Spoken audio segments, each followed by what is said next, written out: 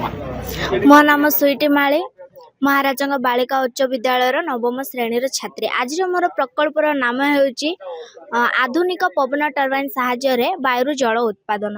आम आजिकल देखुचे जलर अभाव बढ़ी चलती से जलर अभाव को मेटाइबा मोर प्रकल्प आनी।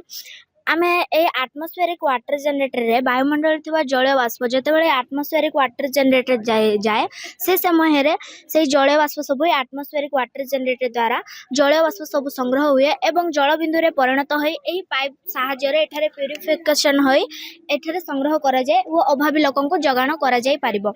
एही उपकरण साहाय्य आमे 5 ରୁ 20 लिटर जल उत्पादन करि परिबा। आजिकल आम जब मार्केट को जाओ ताहले 1 लिटर पानी आमे 20 टंका रे किणु, मात्र आमे एही उपकरण द्वारा 6.75 ରୁ 7.50 पैसा आमे तैयारी करि परिबा।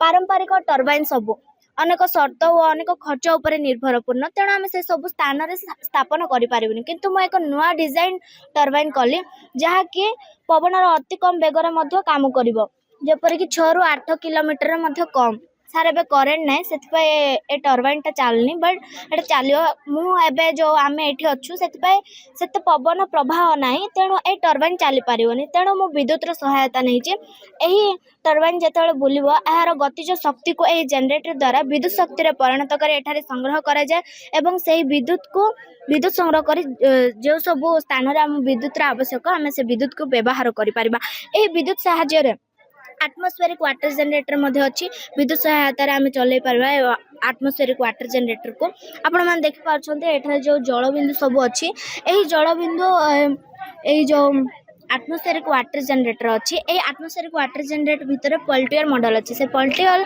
मॉडल काम होची को शीतल रखा एवं ए साइड सब गरम रखा। ए साइड बेस गरम होगा जो मु फैन सहायता नहीं यही स्थान जिते शीतल रोचे से शीतल जगार जल बाष्प सब जमा हो जाए और जल बिंदु परिणत हो सेठारे संग्रह करा जाए एवं आम अभावी लोकों को जगाण कर। धन्यवाद।